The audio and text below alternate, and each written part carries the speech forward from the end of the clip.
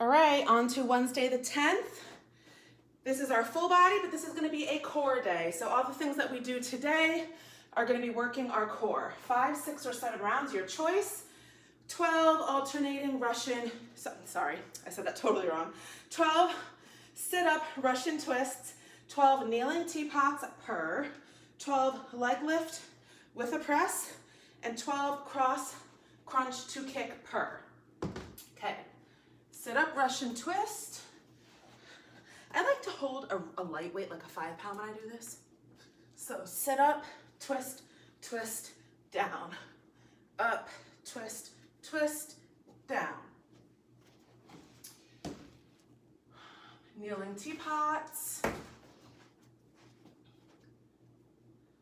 So lean until your fingers touch the ground, and then switch sides. This is one of my favorite ones. Leg lift with press. So again, you can use a lightweight. I'd probably use like a 10. So I'm holding it above my head.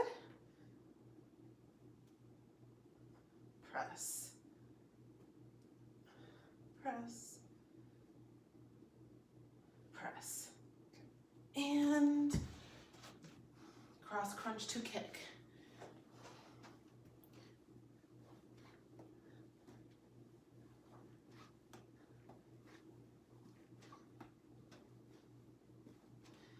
Okay, so sit up Russian twist. So you can obviously do this with no weight, but for some reason, anytime I'm doing a Russian twist of any kind, I like to have something between my hands because I feel like it makes me twist better. So even if it's like a 2-pound weight, this is a 5-pound weight. It's not for the weight, it's just for me, for like the form. I feel like I do it better. So you got your knees bent, you're down, you're going to, so when we do sit-ups, it's difficult to do a full sit-up. So a lot of people either put something under their, on top of their toes, they go under something with their feet, so it acts as leverage, or you might have one of those pads, it's like a rectangle you stick under your back, that helps too. If you don't have that, or you don't have anything in reach of where you're working out, what I recommend when you do sit-ups is instead of having your feet tucked close to your butt, I stretch them out, and I go up on my heels. And I find I'm able to sit up easier, okay? So I sit up, I twist, twist. So I'm making sure that my elbow and my body and my head is all going this way and all going this way. I'm not just going like this, okay? I'm twisting, twisting, back down. Up, twist, twist, 2. Up, twist, twist, 3, okay? So again, pretty simple. If you want to try my trick, instead of having your feet here, I go up on my heels and I move them farther away, and that is easier for me to do a sit-up. Kneeling teapots, again, I said this is one of my favorites. I feel like it's one of my favorites because I can feel it as I'm doing it. Like I can really feel it as I am in process of doing it. So sometimes you do things and you're really sore like the next day. This one, I can really feel it. So knees, one hand on your hip, one hand out diagonal. You got blade hands, and you're just gonna tip over until you touch the ground with your fingertips. Up, 2, 3, 4. And again, I think this one is so effective and I feel it so much because it's gonna target not only your side, but you'll feel it on this side of whatever side you're tipping of your lower back. And again, a lot of us have such weak lower backs from sitting at desks for so long, sitting in chairs for so long. So I think that probably is why we also have tight lower backs. So again, this one, I can really feel it when I tip over. I can really feel that stretch. So this one is very simple. I just enjoy it.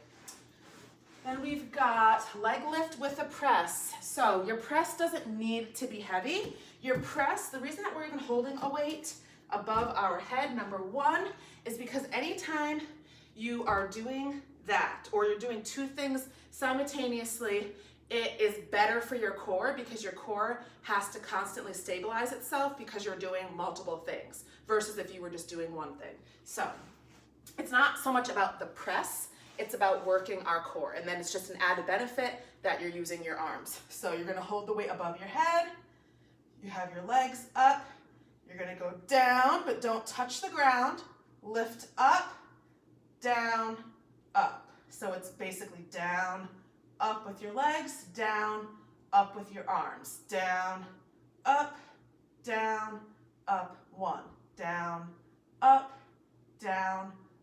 2. So with the leg lift, or anytime we do anything where we're laying on our backs or moving our legs, something to work on, which I've been working on, is when you say go down, oh, my chair's right in the way of where I need my legs to go. When you go down and up, okay, or you're doing flutter kicks, or you're doing something like that, it's really hard to keep your lower back flat to the ground. Usually what happens is it arches up, and there's actually a space that you can fit your hand under where it goes butt, then it loops up, and then you reach your back again. When you do these things, you want your entire back to be on the ground. So that's actually much harder than you think, but that again goes back to your core. So the weaker your core is, the harder of a time you're gonna have keeping your back on the floor. So it's not that it's wrong. It might eventually start to bother your back if it's always slightly arched like that, but it's not a huge deal. It's just something that you can think of and you can work on if you can remember it while you're doing it. So what I do when I'm trying to not do that, especially like with leg lifts, when you lower your legs down, you get to a certain point, your back's gonna wanna come off the ground like it just did for me. So how you fix that is you press your abs down into the ground, okay? So when I do that, I'm squeezing, I'm contracting, just like that, to push my back into the ground, okay? So I might not be able to go as far when I'm doing that, but I'm doing it the right way. Not that it's right or wrong, but for the way that I'm trying to do it.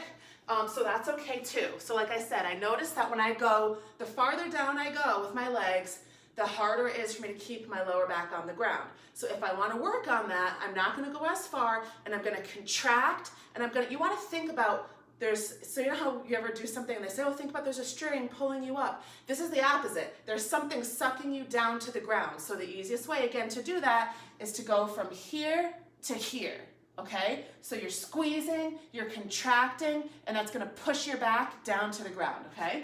So if you don't know what I'm talking about, when you do it, you will know what I'm talking about.